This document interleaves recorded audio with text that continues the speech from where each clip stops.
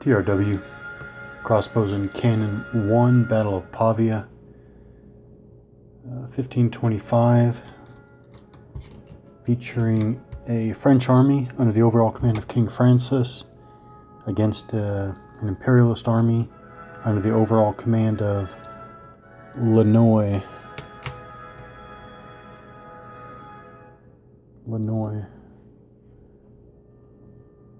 overall commander, mismarked. He should have 2 asterisks. Command span of 6 and a combat bonus of +2. It is the, it's the second half of the 0930 game turn, 0930 hours game turn. Upon some more review, I am now back to Crossbows and Cannon 2 rules with Crossbows and Cannon 2 player aid card, and at this point, since I've bounced around a bit here, I should remember to write a note to myself and put it in a box when I put away this game, so that when I take it out next time I know where I'm picking up again. And the reason is because there are basically important differences, changes, and updates in Volume 2 rules over Volume 1 rules, and that includes the player aid card. For example, I already put away the Crossbows and Cannon 1 player aid so that I'm not confused and pick it up again without remembering. But for Volume 1, Light Cavalry, for example, has the range 1 is in the medium range column, and here it's moved over to the short range column. And the big one from Volume 2 over 1 is that pike units have the fire capability, which I've implemented starting in the last fire combat phase, which is outlined in the designer notes for Volume 2. I've also added fire ability to some of the pike units. Oh, right. So I had you know what, I'm just going to drop it again because I wouldn't know which pike units should have fire capability here at the Battle of Pavia and which ones should not. I could go all pike units have fire capability, or all pike units do not have fire capability. I guess for simplicity I'll just cut it back out again, since most of the battle, other than the last fire combat, I had pike units fire, but before that I was having them not fire, because in this game the pike units don't have fire capabilities. So what am I referring to? I'm referring to the fact that so this is Volume 1 pike unit right here, and if they had fire capability they would have an asterisk after their combat strength of 10, but in Volume 1 none of them have that, whereas in Volume 2 you have pike units that actually have the asterisk there. Actually, many of them do. I didn't realize that perhaps not all of them do. But that's what the designer note makes it sound like. Alright, so I'll just cut that back out, but let's see, what else would be... we do have light cavalry with fire capability in this battle, so they're moving from the medium range column to the short range column at range 1 hex.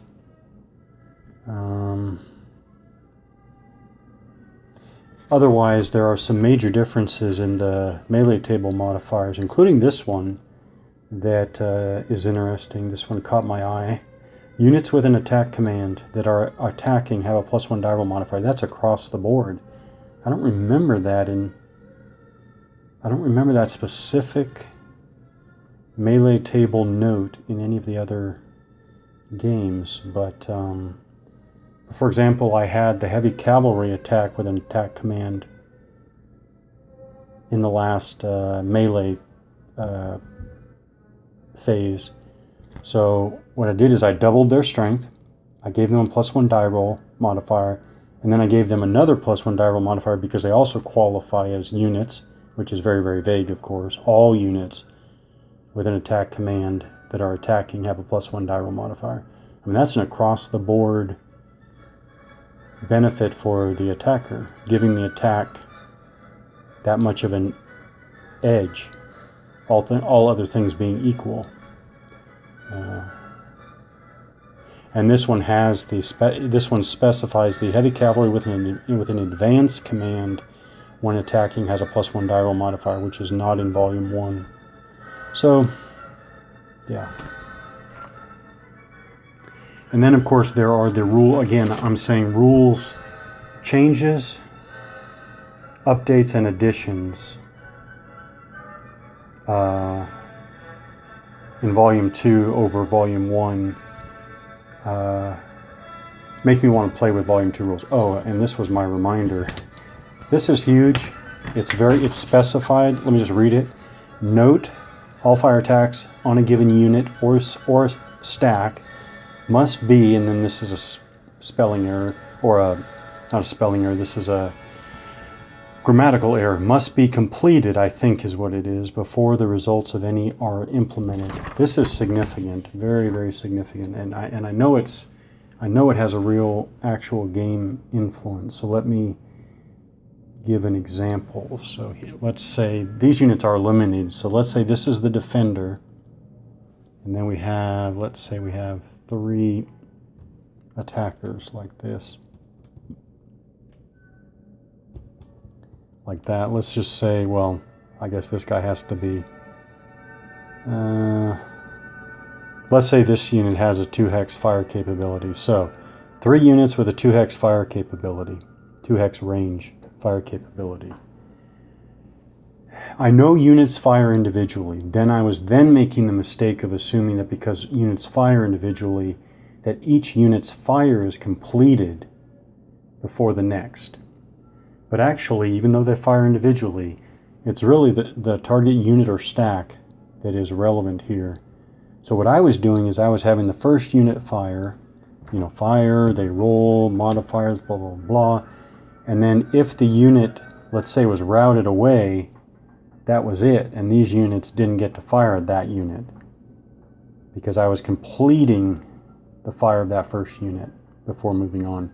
Actually, because it's the same unit stack, actually, I do that unit's fire, get the result, whatever it is, then the next unit fires, you get that result, then the next unit fires, and you get that result, then you implement all those results against the unit stack. So that should, in general, raise casualties a bit. I want to point out, by the way, we have a bunch more in the dead pile. There were quite a few eliminations recently. I'll just say in passing here, before I get going, is that, and I don't know how much it's this particular game, how much it might be the particular roll of the dice this game, but I'm not too thrilled about the rate of losses here. There was a fire combat, I think it was over here. There was a fire combat where a unit took 3 step losses in one combat phase, and that was fire combat. And I'm like, it just seems to be the rate of losses is higher than I prefer. And it seems to me like Royalists and Roundheads has a slower rate of casualties, and I prefer it. But again, this is a small battle. Does that have an effect on it? I'm wondering if it doesn't have an effect. I'm wondering if that doesn't have an effect on it. Is it peculiar to crossbows and cannon in particular, this design? I don't know. But I'm telling you, in this battle, I mean, we're already up to like about 35. The last time I had the... Actually, I can tell you. The last time I computed for... I think it was... last time I computed for Imperialist losses. Last time I computed for Imperialist losses, it was up in the mid-30s. And it just seems like not enough has happened in the battle to justify being that high in the losses for determining victory. Anyways, let's see, where are we? This is the second player turn. This is the second player or French movement phase. By the way, it looks like Florange is going to survive.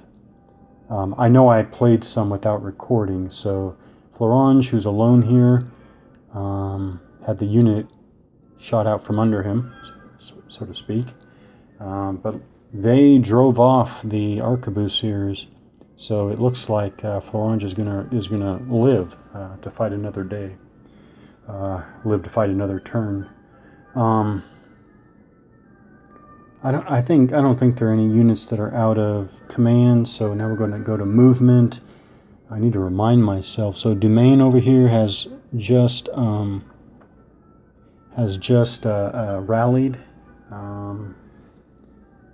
Okay, so Alençon stand order. Okay.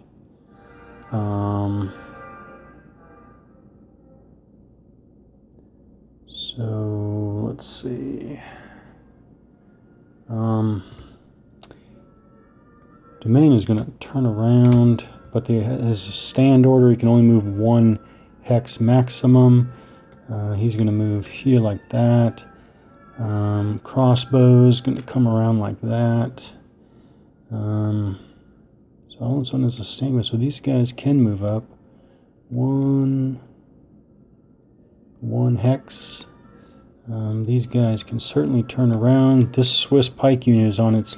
Wait. No, it's not on its last step. It has 2 more steps before it's eliminated. This Swiss pike unit turns around. Can turn like that for... Wait, that would be... That one's free, and then 1...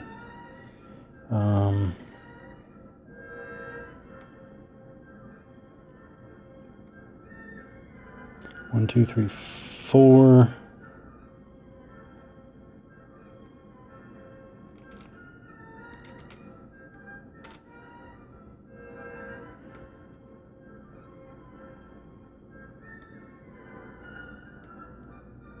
Now I'll hold the cavalry back. There's no... Oh wait, they cannot retreat from cavalry. That's why I want to move. That's why I want to use the cavalry. Or they cannot easily retreat from the... Yeah, they can't easily retreat from the cavalry. Can't automatically retreat. Florange has a stand command. We're going to go with the Swiss pike 1, 2, and then we're going to go 1, 2.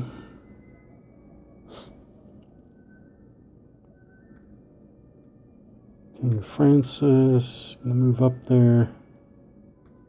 Artillery can stay there. Actually, artillery can move like that. Move like that.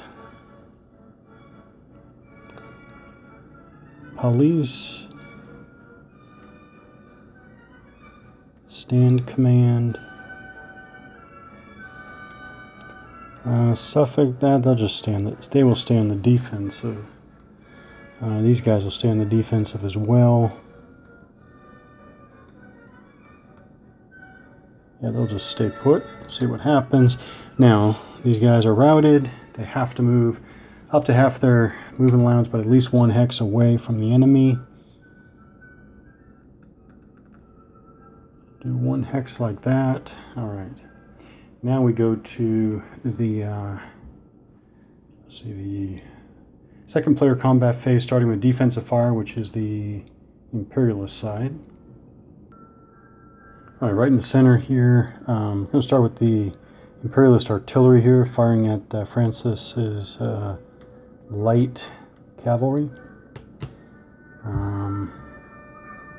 I'm sorry, heavy cavalry. Right light, and they're facing left, so it's heavy. This is at least the Volume 2. There it is. Volume 2 player aid card. Smart enough to have the range determination table and fire combat results table on the same side. As a matter of fact, right on top of each other, which is perfect. All right, so artillery at a range of 3. 1, 2, 3.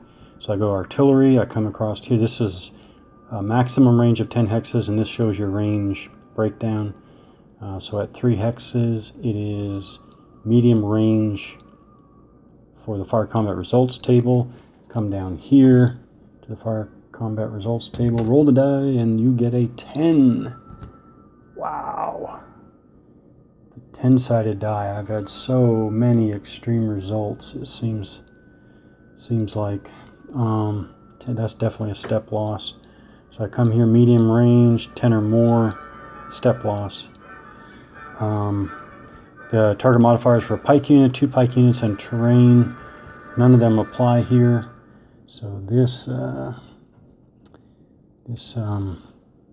oh, and here's where I'm going to implement what I was talking about, right? So I'm going to fire one more. This artillery is going to cross his fire over here, actually. So actually, this is the last. 1 step loss, and check morale. He rolls a 5, so he passes. He has a very high morale of 9. So he takes a step loss, but is not routed. All right, now we're going to cross fires here. This artillery unit against police is stacked there. 1-8, not bad, and they are heavy cavalry as well.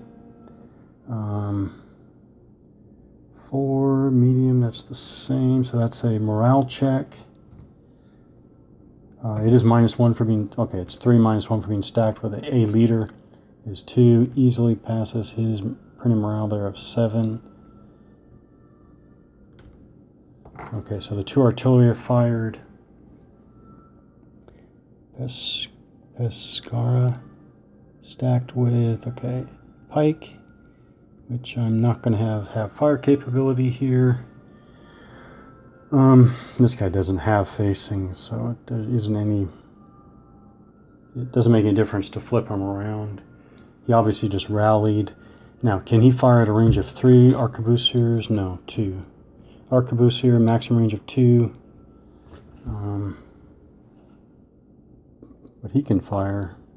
I can't fire there at that unit stacked because I've moved on, right? He fired here and then he fired here. So once he fired here, I was done there. But the arquebusiers can fire at King Francis's. Now King Francis is stacked with heavy cavalry as well. Arquebusier range 1 is on the short range 6 as a step loss. Just a lot. Take off the 1 step loss, flip him over to his reverse side.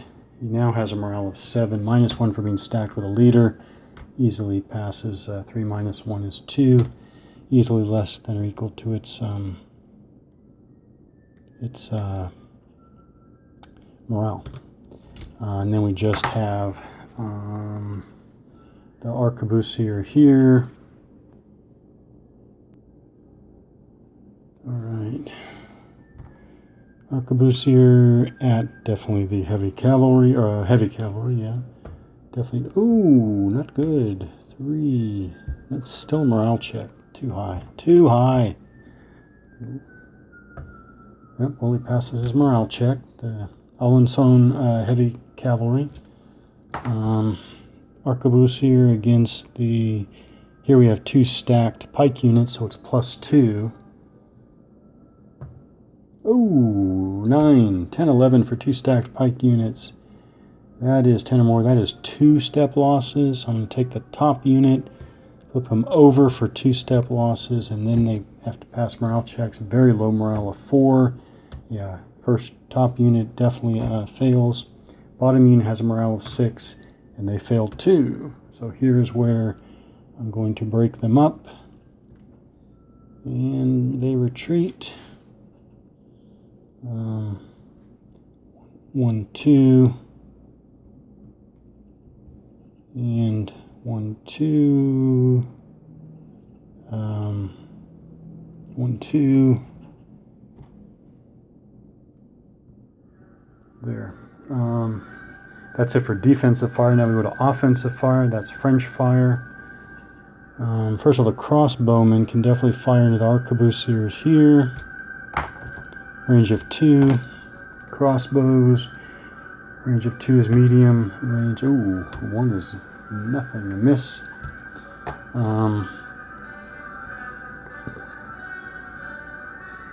That line of fire sight is blocked. Artillery here onto Pescara. Ooh, 9. Oops, it's a 9.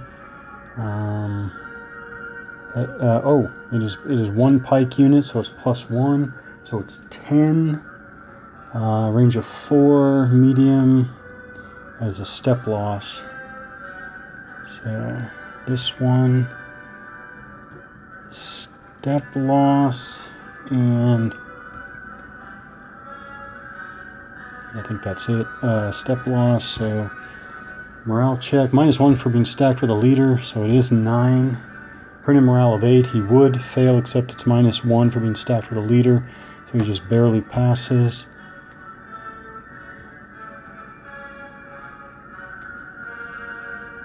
So that was the French artillery there.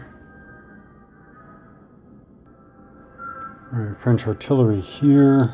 1, 2, 3, 4, 5, 6. 6. It's long range. 1 pike unit, so it's 7. It's still a miss. And then here, 2, 3, 4, 5, 6, 7, 8. That is heavy cavalry. 4 is not going to be anything.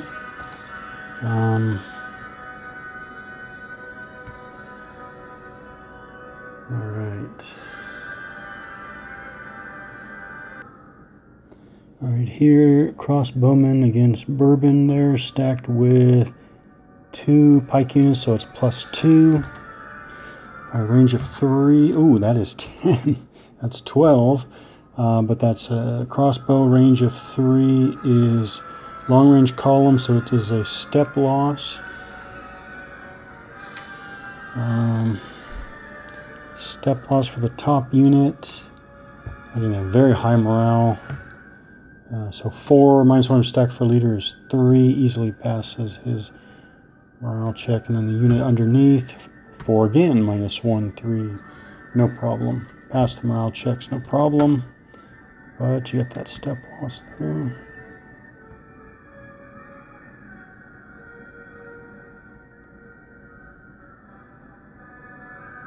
And then the same thing here, crossbowman at range 2. There we go, 5. +2 for 2 pike units stacked together. 7 at medium range is a morale check. 4 again, top unit, and bottom unit is 1. So they both pass their morale checks. That is offensive fire, actually. So I think we have some melees, but let me declare them. All right, we have 3 melees here on the left and center. Left and center left. Here we have a reduced Swiss pike unit against the arquebusier unit there. First, the attacker needs to pass morale check. They roll a 1. They easily pass their morale check. Current morale of 6. Now, the skirmish unit being meleeed. Skirmish units being attacked by infantry. Combat units may now retreat 1 to 3 hexes, which they will do. 1, 2. The Swiss unit advances. And that's that. Over here, number 2, Alençon's heavy cavalry there has to pass. They barely pass. Roll a 7, have a current printed morale of 7. Now here, the defenders, the skirmish unit there, they can only retreat before melee on a roll of 8, 9, or 10. Oh, they roll an 8. Alright, on a roll of 8, 9, or 10, they can retreat before melee. Oh. Actually, they can retreat through. Actually, skirmish units can retreat through enemy zones of control. Which probably makes sense. Skirmish units may retreat through enemy zones of control. Printed. So they're going to go 1, 2, and 3. And then the attacker has to advance. Okay. So now we have the 3rd melee up there. So in general, I am trying to take advantage of the stand commands in the defense, but here, this should be a flank attack. So at least the flank attack will give a bonus because the stand order will not. So there's stand order, Swiss pike there. So first, the Swiss pike there, -1 for being stacked with a leader, 2 -1. Being stacked with a leader is 1. They pass their morale check. Over here, King Francis, with his stand order, is going to jump in as well. Also -1 for being stacked with a leader. 3 -1 for being stacked with a leader is 2. They pass their morale check. So they're not. So what are they? I think they're cavalry. No, they're pike infantry. So they have to. They have to stand. They have an advance command. They have to pass morale check. They roll a 7. -1 for being stacked with a leader is 6. So they pass with their current morale of 8. So all sides are in. Oh, it's too bad. That's for the French side.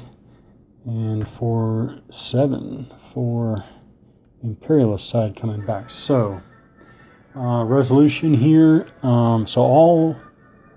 They don't have attack orders. They have stand orders. So they don't get that general. They don't get that units with an attack command that are attacking. They don't get that. Actually, they get the. Let's see. They're heavy cavalry, but they don't have an advance or an attack command. So that doesn't. Actually, they only get the flank attack and the leaders. I always wondered about this. Is it cumulative? Huh. I never thought of that. So I had 2 leaders. Got King Francis here with +1 and Florange here with +1.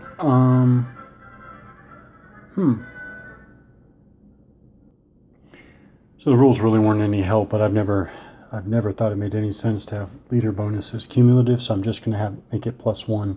So +1 and +1 for the flank attack is 5 with a total strength of 11. Is still a morale check. Still a morale check. Oh, and they're going to fail. 10 -1 for being stacked. Yeah, being stacked with the leaders. Okay, so they're actually going to rout. But first, coming back, we have. Let's see.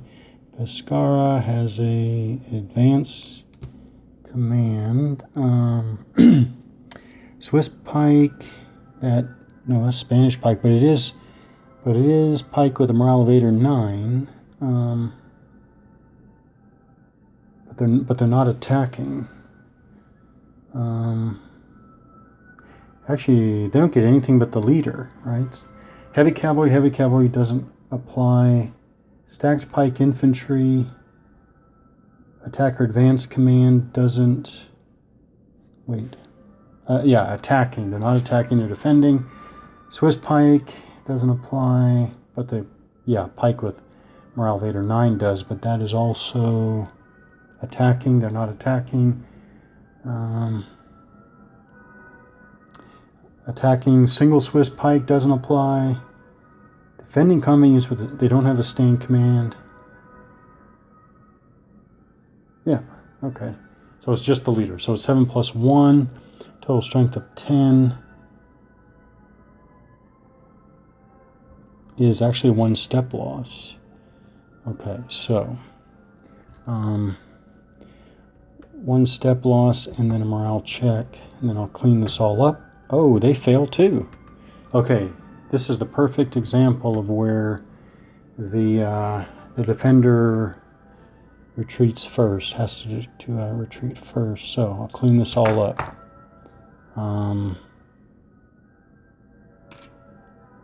Okay.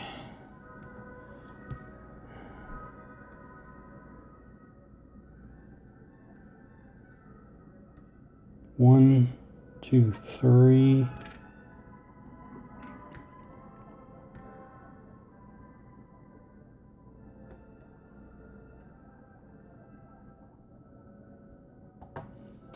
And then here, Francis, heavy cavalry, 1 step loss.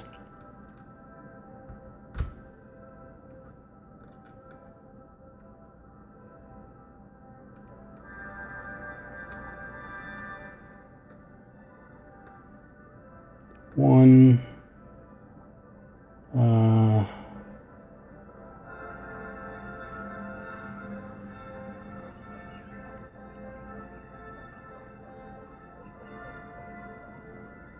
one, I guess. Oh, whoops! I was supposed to do their morale check too. They pass.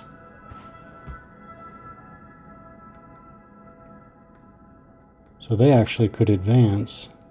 They have to route there.